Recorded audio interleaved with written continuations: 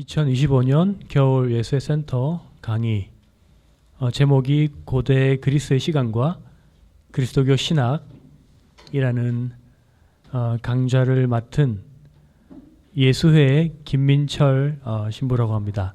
반갑습니다. 예, 처음 뵙겠습니다. 처음 뵙지 않는 분도 있고 어쨌든 모두 반갑습니다. 예, 너무 잘 오셨고요. 근데 어떻게 오셨습니까? 어떻게 이렇게 좀 생소한 주제라고 볼 수도 있는데 어떻게 오셨는지 모르겠습니다. 먼저 제가 이미 소개에서 밝힌 것처럼 저는 신부입니다. 신부이고 그래서 이번 강좌를 통해서 주로 고대 그리스의 시간 개념에 대해서 이렇게 살펴볼 건데 단지 대학에서 고전 전공자들이 고전 텍스트를 보고 분석하고 이런 식의 수업을 하기보다는 사실 제가 그렇게 할 만한 전문가도 아닙니다. 저는 어디까지나 신학을 공부하는 사람이기 때문에 신학을 좀 더 잘 이해하기 위해서는 그 신학의 어떤 문화적 토대, 배경이 되는 고대 그리스에 대한 이해가 중요하기 때문에 다루는 것입니다. 그렇기 때문에 저는 그 대학 수업에서 고전 학자들이 그렇게 시간을 다루고 그리고 고전 텍스트를 그리스 말로 실제로 다루고 이렇게 하는 식의 수업을 할 수도 없을 뿐더러 그리고 이 수업 자체의 목적에도 맞지 않습니다. 저희는 어디까지나 어떻게 고대 그리스의 시간 개념이 그리스도교와 연결될 수 있는지 그 가능성에 대해서 한번 생각해보자 그런 의도로 이 수업을 구성했습니다. 그래서 제가 이 수업을 하면서 종종 이렇게 신학적인 성찰로 건너뛰는 느낌이 든다 할지라도 너무 이상하게 생각하지 말아주시기를 부탁드립니다. 저는 어디까지나 신학을 공부하는 사람이기 때문에 그렇습니다. 여기서 잠깐 설문조사를 해보겠는데요. 혹시 여기 계신 분들 중에 그리스도교 신자, 개신교나 천주교 신자가 아니신 분 손 한번 들어주시기 있으십니까? 전부 다 천주교 신자시죠? 예, 반갑습니다. 왜 그리스의 신학, 고대 그리스의 시간과 그리스도 신학인가? 그 부분에부터 잠깐 제가 소개를 드릴 필요가 있을 것 같습니다. 저는 학위 논문으로 그 성 바오로의 시간 개념에 대해서 연구를 했고 그것으로 학위를 취득했습니다. 그래서 시간이라고 하는 것은 언제나 저의 공부에 관심 주제였다고 말씀드릴 수가 있습니다. 특히 성 바오로를 이해함에 있어서는 성 바오로의 소위 묵시론적 메시아 사상을 이해하기 위해서는 다른 말로 하면 종말론이라고 우리 흔히 부르는 성 바오로의 종말론을 이해하기 위해서는 제 생각에는 단지 끝에 대해서 얘기하고 종말에서 무엇이 있을 것인가 그런 얘기를 하는 것보다는 우선 가장 근본적으로 이 종말이라는 것이 무엇을 의미하는가, 끝이란 것이 과연 인간 실존에 있어서 이 끝이라는 것이 과연 무엇을 의미하는가 라는 질문부터 먼저 해결해야만, 물론 그걸 끝까지 다 한꺼번에 해결할 수 있는 것은 아니겠지만, 하지만 먼저 적어도 사유하고 다루어야만 이 바오로의 종말론, 그리고 더 나아가서 그리스도교 사상을, 신앙을 좀 더 깊이 있게 이해할 수 있다고 생각했더랬습니다. 그것이 제 논문의 모티브였습니다. 이번 강좌는 그 모티브의 연장선상이라고 할 수 있겠습니다. 그리고 일반적으로 얘기해서 시간이라는 주제는 엄청 재밌죠. 우선 제 개인적으로 봤을 때 시간이라는 주제가 재밌는 이유는 답이 없기 때문입니다. 답이 없기 때문에 그 유수한 역사를 거치고 수많은 지성인들과 천재들이 이 문제를 다루어 왔지만 어느 하나도 완벽한 대답을 제시하지 못하고 사실 문제를 탐구하면 탐구할수록 일종의 미궁에 빠지는 그런 주제입니다. 그래서 저 개인적으로는 그런 주제에 단지 어려워서 좋다라기보다는 그 주제가 가지는 우리 삶에 가지는 의미, 그렇게 어려움에도 불구하고 늘 우리 곁에 있고 우리에 붙어 있고 심지어는 우리와 하나인 그 주제를 적어도 우리가 이렇게 진지하게 탐구해 볼 필요가 있다라고 생각을 했습니다. 그래서 오늘 첫 시간으로 저희가 다룰 것은 먼저 처음으로 이 시간 개념이란 것과 우리가 신학이라고 부르는 것, 그리고 그리스도교 신앙이라고 부르는 것, 우리가 믿는 것이죠, 맞죠? 그것이 과연 어떤 관계가 있는가, 그걸 먼저 살펴볼 거고요. 그리고 그 연후에 고대 그리스에 어떤 시간 개념들이 있었는지 주로 용어적인 맥락을 통해서 살펴보도록 하겠습니다. 신학하고 시간이 무슨 관계가 있는가, 거기에 대해서 직접적으로 답을 하기도 힘들고 명쾌한 답을 내놓은 신학자도 사실 제가 과문한 탓인지 모르겠지만 만난 적이 없습니다. 다만 우리는 어떤 여러 기본적인 문서를 통해서 엿볼 수 있는 기회는 있습니다. 그 중에 하나가 제가 인용하기 좋아하는 최근에 나온 그 교황 회칙이죠, 맞죠? 작년 10월 말에 나왔었죠. 작년 10월 말에 교황 프란치스코께서 당신의 네 번째 회칙으로 발표한 딜렉시트 노스라고 하는 문서가 있습니다. 기본적으로 이것은 철학적인 그리고 또 사회적인 색채가 강한 그런 회칙하고는 거리가 멉니다. 오히려 약간 의아해 하실 수도 있는데 예수 성심에 관한 것입니다. 예수 성심이 어떻게 하느님의 마음이자 동시에 인간의 마음일 수가 있는지 그 신비에 대해서 다루고 일종의 교황님 개인의 개인적인 신심이 담겨 있는 회칙이라고 해도 과언이 아닐 것입니다. 하지만 회칙을 읽다가 좀 재미있는 부분이 나타나는데 그 하이데거를 다루는 부분입니다. 제가 한번 읽어볼게요. 말이 너무 길었습니다. 자, 마음에 대해서 얘기하고 있습니다. 이 독특한 마음의 힘은 우리가 마음으로 어떤 실제를 이해할 때 그것을 더 온전히 알게 되는 이유를 이해하도록 돕습니다. 우리가 어떤 것을 이해한다고 할 때 단지 머리로 이해하고 지성적으로 이해하고 계산적으로 이해하는 것이 아는 것의 전부라고 하기에는 이제 그렇지 않다는 거 우리가 너무나 잘 알고 있죠, 맞죠? 우리가 만약에 중학생이나 초등학생이라면 그냥 전과에 나와 있는 거, 참고서에 나오는 그게 다 지식의 전부라고 생각할 수도 있겠죠. 사전에 나와 있는 거. 하지만 이제 나이가 들수록 이 지식이라고 하는 것은 딱 정해져 있는 것이 아니라 그것과 나와의 관계가 중요하다. 그리고 내가 거기에 대해서 내 삶에 대해서 어떻게 느끼는지, 그리고 전문용어로 얘기하자면 affectus라고 해봅시다. affectus, 정서적인 측면. 지식의 지성적 측면 아니라 정서적인 측면 또한 고려되어야만 우리가 어떤 지식에 대해서 완벽한 지식을 가질 수 있다라고 얘기할 수가 있겠죠. 그 비슷한 얘기를 이 회칙에서 하고 있는 것으로 보입니다. 혹시 제가 지금까지 말씀드리는 것이 너무 어렵거나 너무 빠르거나 너무 이상하거나 그런 게 있습니까? 그럼 바로바로 제 수업에 손을 들고 개입을 해주시면 너무너무 감사하겠습니다. 그게 바로 수업이 될 수가 있으니까요. 자, 계속 읽어보겠습니다.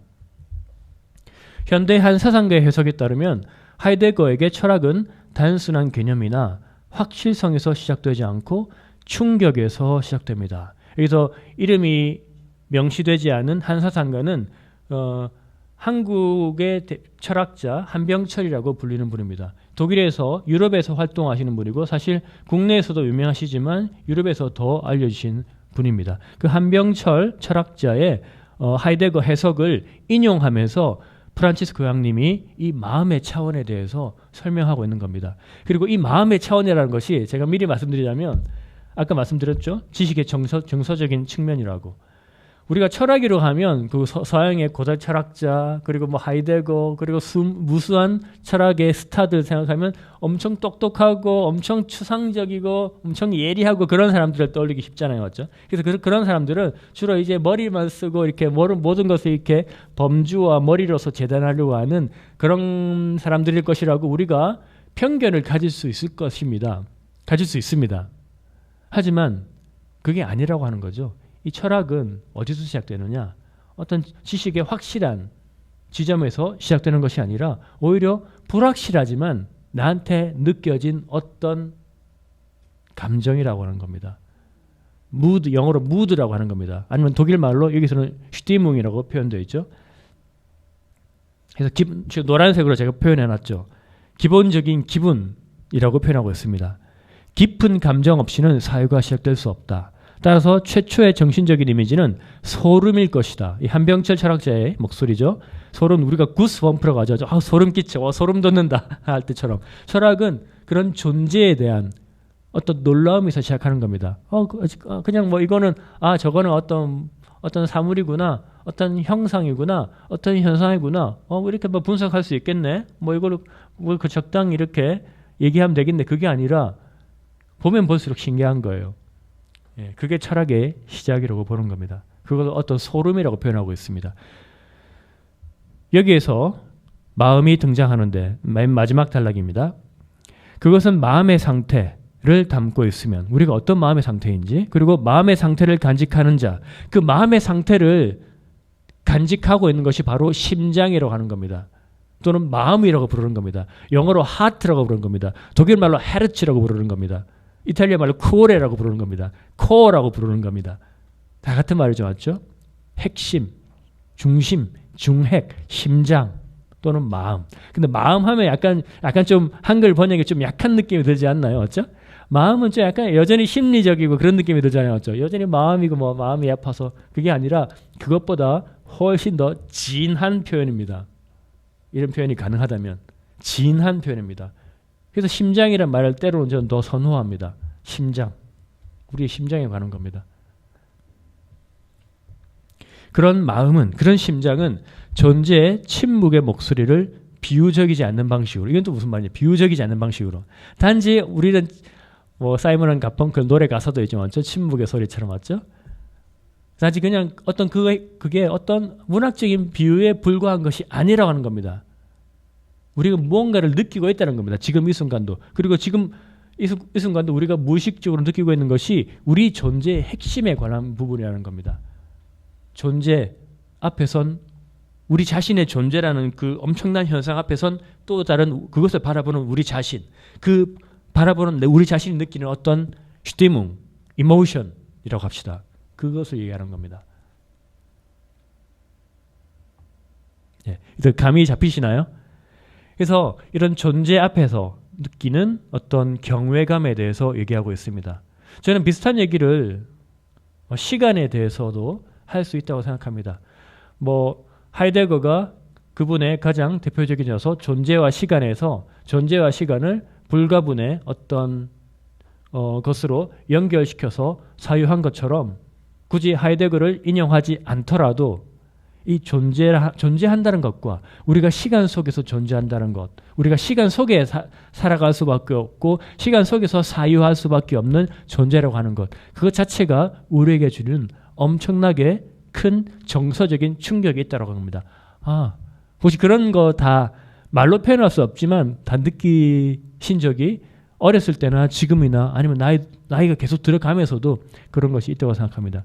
그것이 우리가 존재해 가지고 우리가 이 세상에 태어났다는 것, 그냥 어머니 감사합니다, 아버지 감사합니다 그 측면이 아니라 우리가 도대체 존재하지 않을 수도 있는데 이 세상에 존재하게 되었다는 것, 그 엄청난 사건에 대해서 계속 놀라워하는 상태를 얘기하는 겁니다. 우리는 너무 그런 상태에 익숙해져서 이제 더 이상 놀라지 않을 수도 있겠죠. 하지만 그 놀라움은, 그 질문은 끝이 없는 겁니다. 여기는 전문적인 그런 철학을 하거나 신학을 하거나 또는 뭐 전문 지식을 요구하는 그런 장소가 아니거든요. 그래서 누구라도 아무 말도 안 되는 질문도 해주시면 너무너무 감사하겠습니다. 거기에 대해서 우리가 얘기를 할 수 있거든요. 사실 이야기는 그런 자리입니다. 그런 자리고 같이 생각해 보는 거고 답을 찾기보다는 하나의 가능성을 찾아보는 거고 하이데거식으로 얘기를 하자면 어떤 습속으로 들어간 거에 비유할 수 있을 것 같아요. 습속으로 들어가는 겁니다. 그 습속에서 같이 길을 잃어버리는 겁니다. 얼마나 재밌는 얘기입니까? 생각하면서 같이 말이 꼬이고 생각이 꼬이고 길을 잃어버리는 그 즐거움에 관한 겁니다. 그래서 제가 답을 잘 못 내더라도 너무 실망하지 마세요. 원래 수업이 이런 겁니다. 답이 없고 우리는 길을 잃어버릴 때 더 즐거움을 느낄 수 있어야 합니다. 이 시간이라는 게 원래 길을 잃게 만드는 거거든요. 그래서 우리는 이 놀라움에 대해서 얘기하고 있습니다. 많은 철학자들이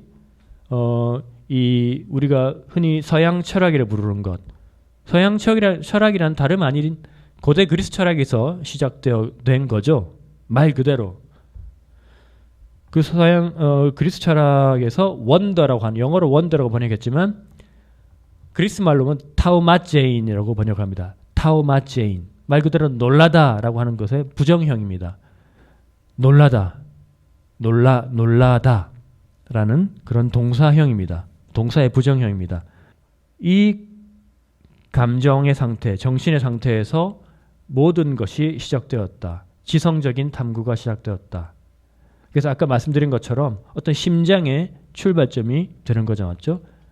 어떤 지식적인 확실한 점에서 그냥 건축물을 하나하나 지어가듯이 그런 것이 아니라 이거는 아직 토대가 없는 상태에서 그 토대를 찾기 위한 어떤 하나의 간절한 욕망이, 간절한 바람이 시작된 겁니다. 그 놀라움이. 정말 이 놀라운 현상 앞에서 과연 저게 무엇일까?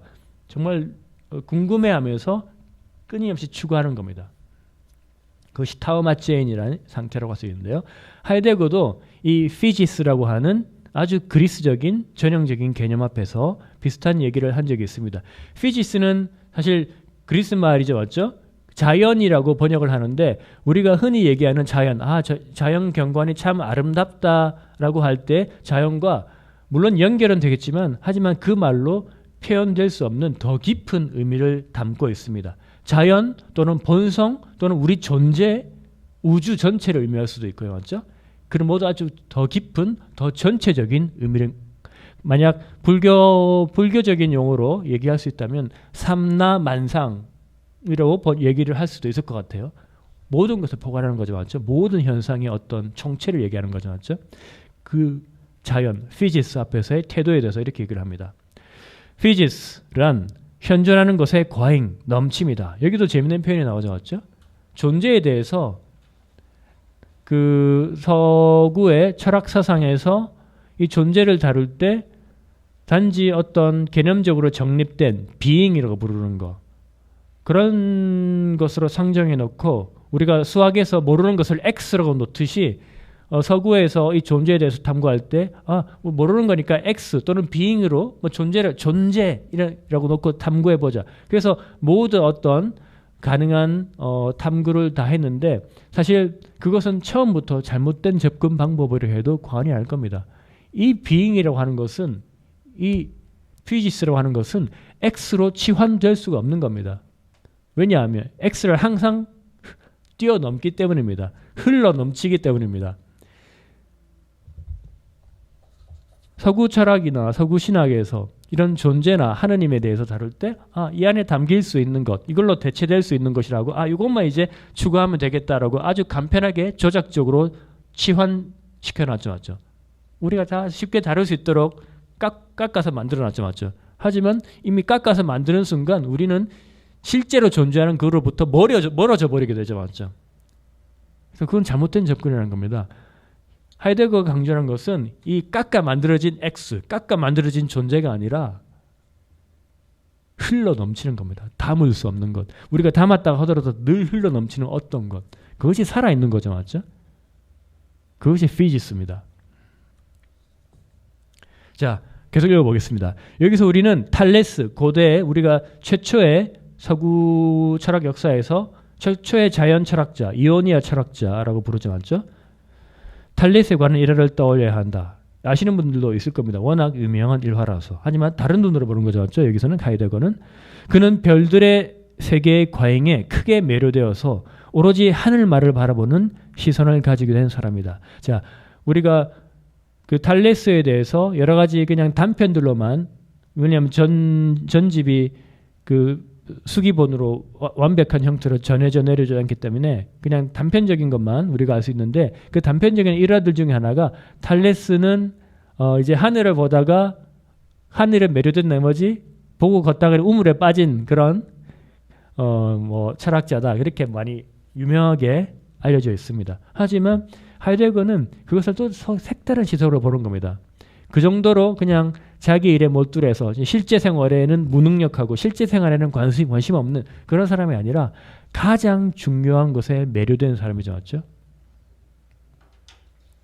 가장 중요한 것에 매료된 사람이다. 그래서 오로지 하늘만을 바라보는 사람, 그런 시선을 가지게 된 사람이라고 묘사하고 있습니다.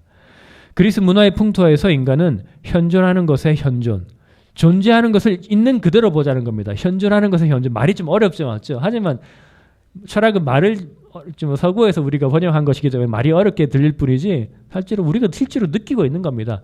존재하는 것을 그냥 우리의 그 범주로 다루는 것이 아니라 있는 그대로 바라보자. 현존하는 것을 진짜 현존하는 것으로서만 바라보자.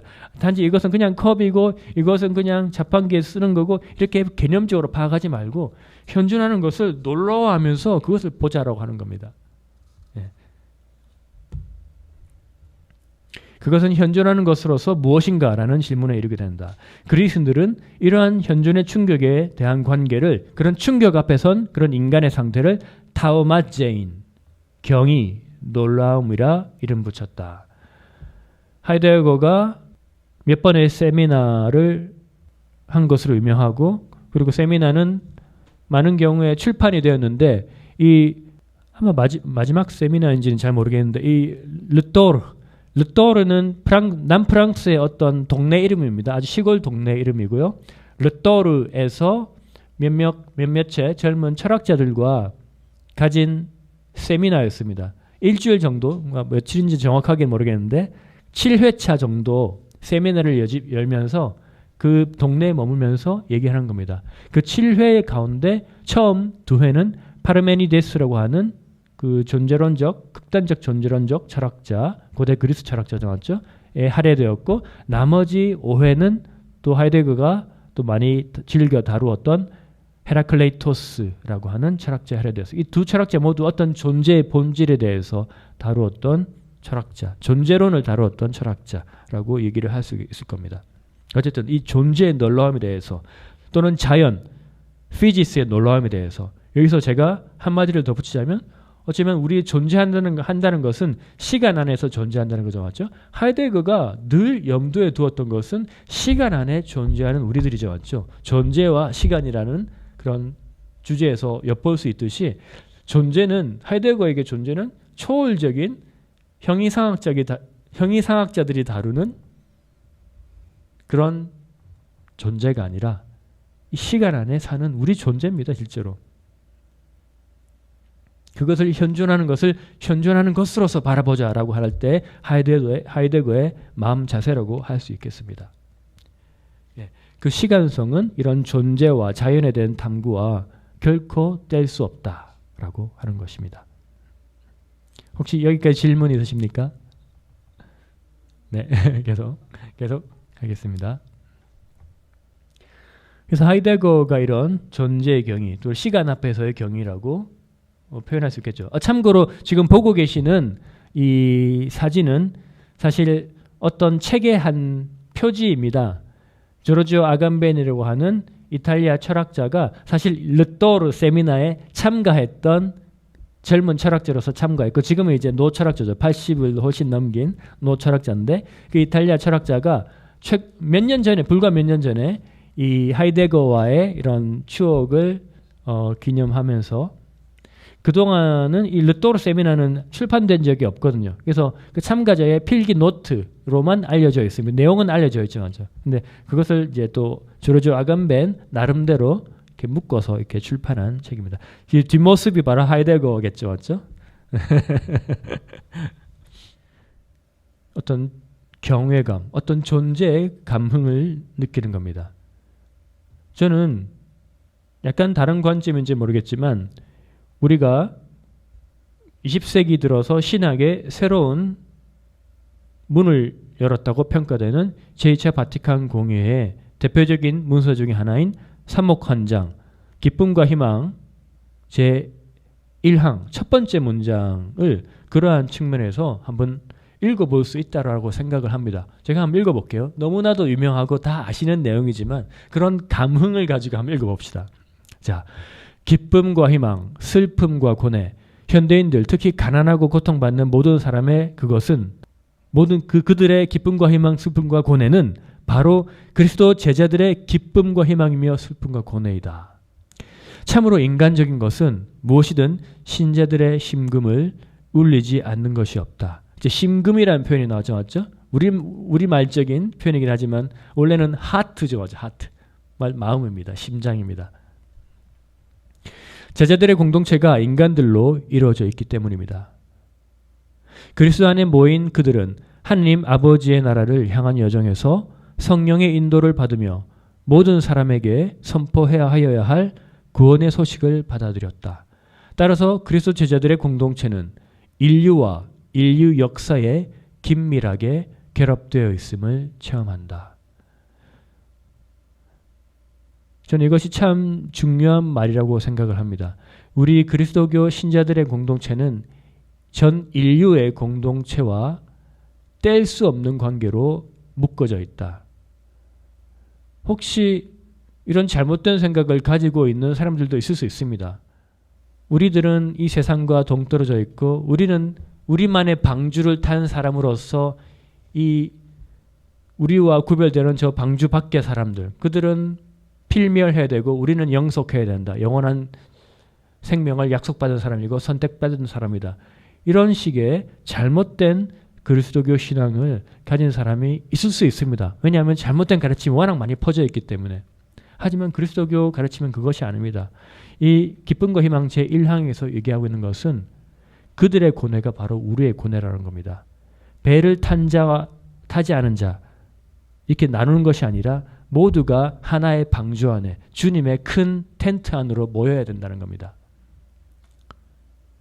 하느님의 자녀로서 그리고 인간으로서 참으로 인간적인 것으로서. 그래서 이 참으로 인간적인 것은 무엇이든 신자들의 심금을 누르지 않는 것이 없다. 그래서 참으로 인간적이라는 표현은 정말 깊은 의미를 담고 있는 것으로 보여집니다. 단지 우리가 너무나 인간적이다 할 때 그런 인간적임을 포함하면서도 하지만 거기에 국한되지 않고 훨씬 더 뛰어넘는 어쩌면 신적인 것과 맞닿아 있는 그런 인간성, 예수님의 심장이라고 부르는 것. 예수님의 심장은 바로 인간의 심장임과 동시에 하느님의 심장이죠. 맞죠? 아마 그런 것을 또 연결시어서 충분히 생각할 수 있는 거라고 생각합니다. 참으로 인간적인 것. 이 삼목헌장에 나오는 대표적인 또 개념들 또는 표현들 중에 하나가 이미 익히 많이 들어보셨을 시대의 표징, 영어로 얘기하자면 The Signs of Times라고 하죠. The Sign of Time. 시대의 표징. 이 시대는 과연 어떤 시대인가? 그 시대를 적나라하게 보여주는 어떤 눈에 보이는 것, 그것을 표징이라고 하잖아요. 맞죠? 시대의 표징이 무엇인가?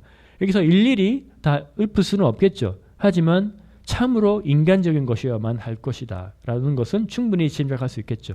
인간에 관한 것이, 진정 인간에 관한 것이야말로 또 하느님에 관한 것이라고 얘기할 수 있기 때문입니다. 그리고 저는 한 걸음 더 나아가서 이 인간적이라고 한다는 것은 시간 안에 유한한 존재들이죠. 맞죠? 우리가 인간적이라 하면 영어에서 서구 문화에서 인간을 표현할 때 쓰는 말을 모탈이라고 하죠. 모탈, 죽을 존재. 그리고 거기에 비해서 신들은 immortal이라고 그러죠. 맞죠?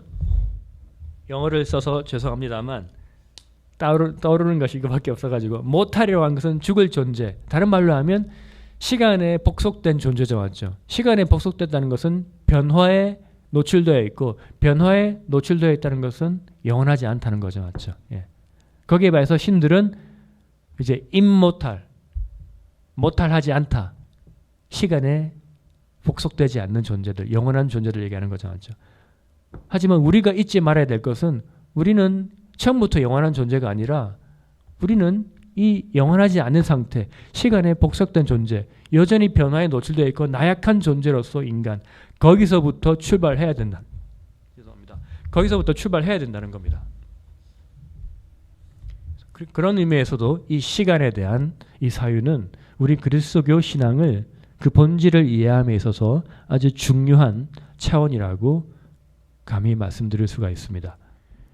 인간과 시간 또는 역사와의 관계에서 사목헌장에서 이런 관점을 보여줬는데 비슷한 이야기를 서구의 대표적인 철학자들 또는 신학자들 몇몇을 통해서 살펴볼 수도 있습니다.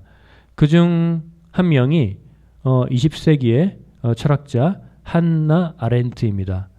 한나 아렌트의 그런 인간에 대한 생각은 영어로 The Human Condition이라고 번역된 또 인간 조건이라고 우리말로 번역된 그런 책에 잘 표현되어 있습니다.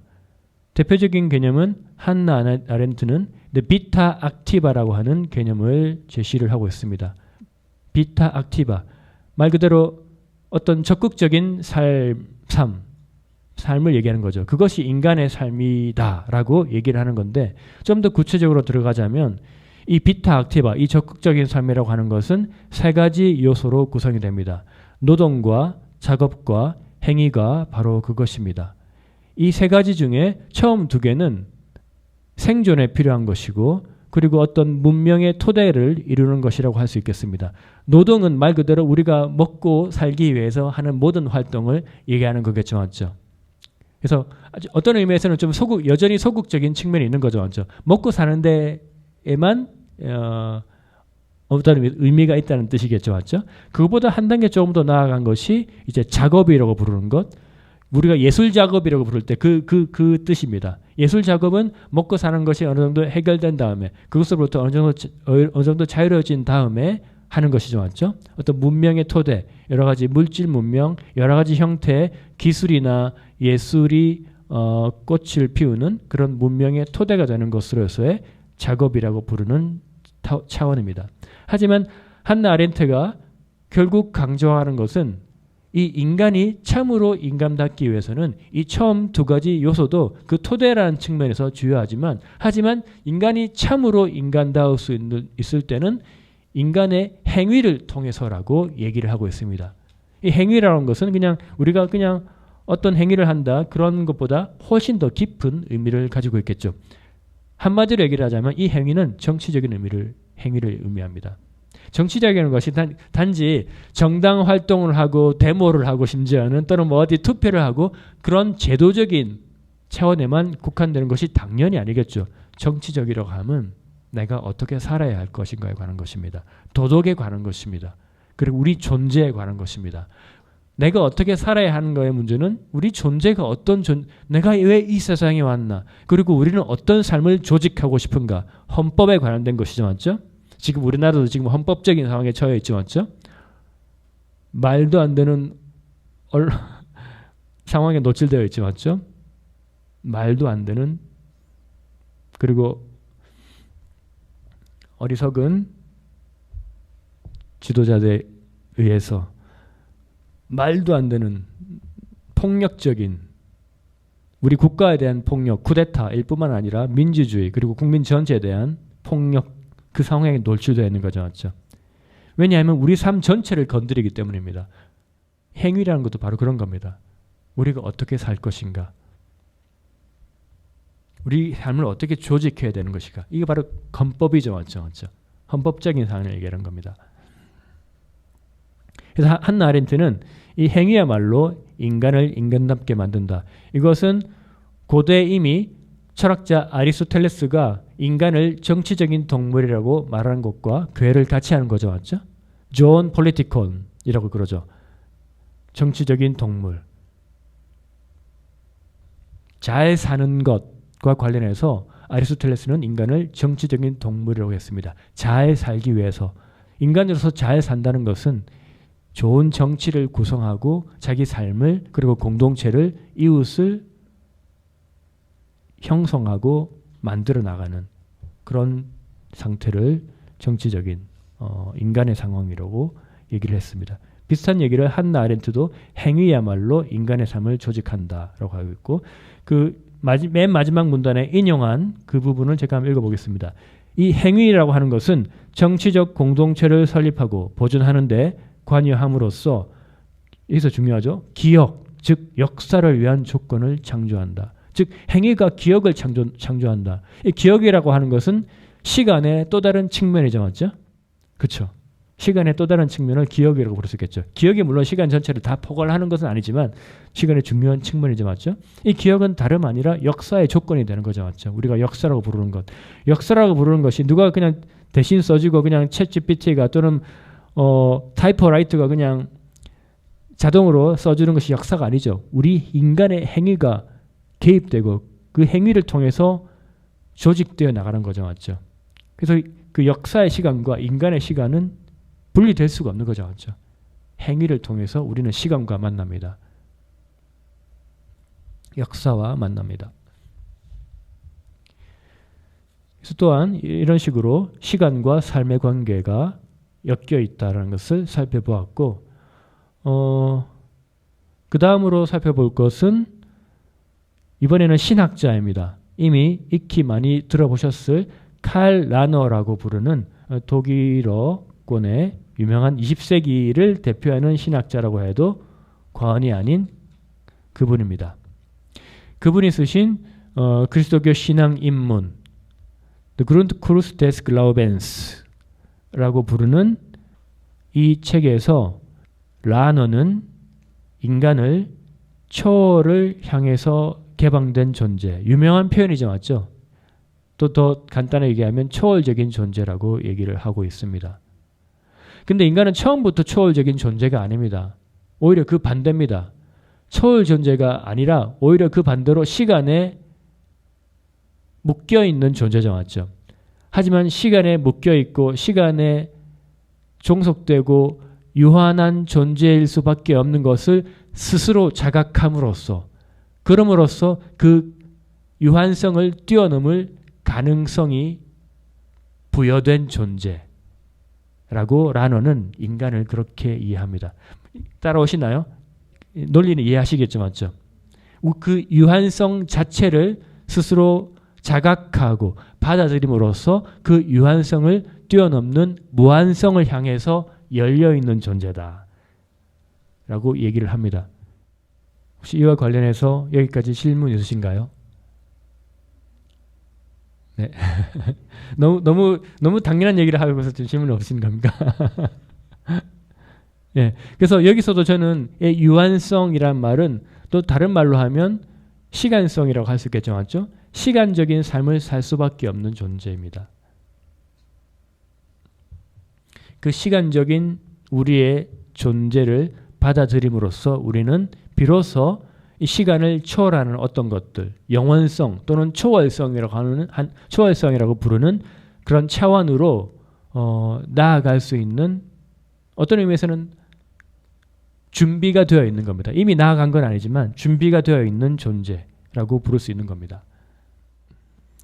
그리고 이 그리스도교 신학에서 이 시간성에 대한 사유를 가장 철저하고 진지하고 근본적으로 했다고 볼 수 있는 신학의 분과 학문은 바로 종말론이라고 할 수 있을 겁니다. 우리가 종말이라고 부르잖아요. 맞죠? 세상에 종말이 왔다. 이렇게 1992년에 우리나라 다미 선교단체에서도 종말론을 또 부르짖어서 한 사회가 떠들썩한 적이 있었잖아요. 맞죠? 그런 것처럼 이 종말인데 하지만 그런 종말 처음에는 그리스도교도 그런 말할까 시간의 끝, 시간이 잘 가다가 정말 완전히 고대 마야 문명의 달력처럼 고대 마야 문명의 달력이 영원히 계속 있는 것이라 반드시 끝나는 날짜가 딱 있는 달력이거든요. 시간의 끝이라고 하는 거죠. 맞죠? 그런 식으로 종말을 약간 일종의 순진하게 이해하던 때가 있었을 가능성이 있죠. 맞죠? 그리스도교 초기 단계에서는 아마 시간에 대해서 그런 아주 순진한 생각을 했던 부류도 없지 않았을 겁니다. 하지만 그리스도교 신학을 깊이 이해하면 이해할수록 이 종말이라고 하는 것은 시간의 끝을 의미하는 것이 아니라 시간 자체에 대한 보다 진지한 사유를 담고 있는 것이라고 하는 것을 알 수 있습니다. 그래서 20세기에 또 유명한 성서학자고 또 신학자죠, 맞죠? 칼러너가 좀 사변적인 신학으로 유명하다면 이 에른스트 케제만이라고 불리는 또 독일어권의 루터교 신학자로 알고 있습니다. 이 신학자는 칼러너와는 달리 사변적인 추상적인 그런 신학만을 한 것이 아니라 이 성경 텍스트 연구에서 출발을 하죠, 맞죠? 특히 역사적 연구, 역사적 그리스도, 역사적 예수라고 부르는 또 20세기를 풍미했던 그런 조류에 또 공헌한 분이기도 하고요. 어쨌든 이분의 주장이 뭐냐?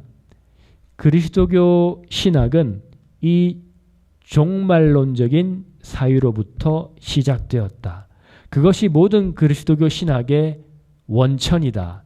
거기서부터 시작되었다. 라고 얘기하는 것이 이 케제만이라고 하는 신학자의 주장입니다. 결국 예수 그리스도가 부활하고 그리고 그 부활한 예수를 제자들이 체험을 한 뒤에 그들이 결국 추구하고자 했던 것은 단지 우리 스승님이 부활하셨네 그게 아니죠. 참 기쁘네 죽었던 사람이 살아났네 그게 아닙니다. 그게 아니라 죽었던 사람이 살아났다는 의미는 단지 그냥 심폐소생술해서 그게 참 기쁘다 그 의미가 아니죠. 맞죠? 그보다 훨씬 깊은 겁니다. 우리 인간 전체 존재, 전체 인간의 운명에 관한 겁니다. 우리 인간이 왜 존재하게 됐는가? 왜 이 세상에 태어났는가? 우리는 어떤 삶을 바라보아야 하는가? 라는 것이 예수 부활이 가지는 뜻이겠죠. 맞죠? 그래서 이 새로운 삶, 부활의 삶을 사유했던 그룹이 에른스트 케제만의 표현에 따르면 이제 부활 체험 그룹이라고 부를 수가 있겠죠. 부활 체험 그룹이라고 부릅니다. 쉽게 얘기하면 제자들이죠, 맞죠? 근데 학자들은 말을 좀 어렵게 하는 경향이 있죠, 맞죠? 부활 체험 그룹. 부활 체험이 제자들입니다. 제자들이 우리는 과연 어떤 삶을 살아야 할 것인가?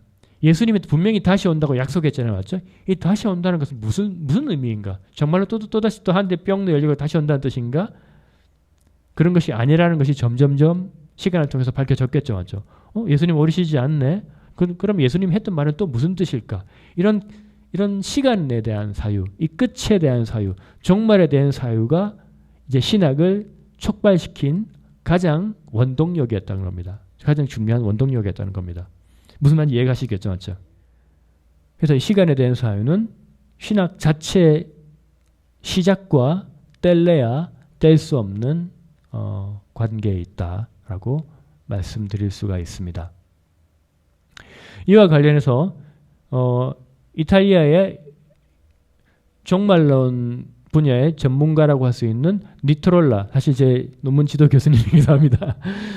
니트롤라 교수님은 이런 또 케제만의 또 주장을 받아들여서 이 끝에 대한 또 사유를 또 나름대로의 방식으로 깊게 발전시킨 분이라고 할 수 있습니다. 여기서 뭐 그분의 생각을 길게 다 할 수는 없는데 그분이 끝에 대한 사유를 설명하실 때 사용하는 어떤 단어적인 또는 개념적인 부분에 대해서 잠깐 짚고 넘어가는 것으로 대신해 보고자 합니다. 이 니트롤라 교수에 따르면 이 끝이라는 말은 이 세 가지 어떤 단어적 구별을 통해서 설명될 수 있다라고 얘기를 합니다.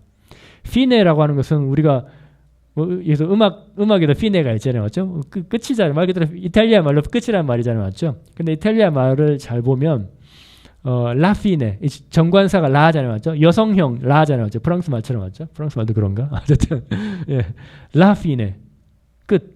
이 말 그대로 끝입니다. 시간의 끝할 때. 더 이상 아무것도 없는 것이 아주 완전히 끝난 겁니다. 그것을 라피네라고 하는 거고요. 일피네, 이건 남성형 정관사거든요. 우리가 일 포스티노 할 때처럼 남성형입니다. 일피네는 뭡니까? 목적을 의미하는 겁니다. 끝과 목적은 좀 어감이 뜻이 다르죠, 맞죠? 개념이 다른 거죠, 맞죠? 같은 어떤 실체를 지칭할 수는 있을지언정 그 뉘앙스와 어의는 다르죠, 맞죠? 라피네는 말 그대로 끝이고 일피네는 우리가 바라보아야 할 최종 목적을 의미하는 거죠, 맞죠? 그래서 그리스도교 종말론에서 이 끝을 이해할 때 이런 개념적인 구별을 하는 것이 도움이 된다라고 합니다. 쉽게 얘기하면 끝이라고 부르는 것, 그러니까 아주 순진한 생각이죠, 맞죠? 종말을 이해하는 말 그대로 모든 것이 끝. 또 순진한 생각일 뿐만 아니라 실제 그런 거죠, 맞죠? 이 끝이라는 것은 모든 역사가 완성되는 어떤 시점, 마치 강물이 흘러 바다에 당도해서 모든 것이 멈춰버리는, 물론 바다가 멈춘 건 아니지만 다 고여 있는 상태죠, 맞죠? 그런 것처럼 그게 라피네죠. 일피네는 우리가 나아가야 할 방향성, 목적을 얘기하는 거고, 컨피네는 말 그대로 경계를 의미하는 거죠, 맞죠? 시간을 경계의 측면에서 이해하는 거죠, 맞죠? 시간을 경계의 측면에서 이해한다는 것이 뭡니까? 좀 약간 어려울 수 있는데 말 그대로 시간은 어떤 전체 덩어리로서의 시간이라고 하는 개념도 있지만 시간은 언제나 난이도 언제나 끊어지는 거잖아요, 맞죠? 언제나 그 시간 이후와 그 시간 이전으로 이후의 것과 이전의 것 사이 경계에 있는 것이 시간이죠, 맞죠? 시간을 약간 다른 식으로 기술적으로 정의를 한다면 맞죠? 그것이 시간을 이해하는 또 다른 방법이라는 겁니다. 시간의 한계적 개념, 전문적으로 얘기하면, 또는 시간의 경계적 개념. 시간은 언제나 한계성을 띈다는 거죠. 물론 전체 어떤 지속성으로서의 시간 개념도 있지만 이 한계로서의 시간이라는 것도 우리가 생각해야만 한다는 거죠. 시간에 대해서 총체적으로 이해하기 위해서는.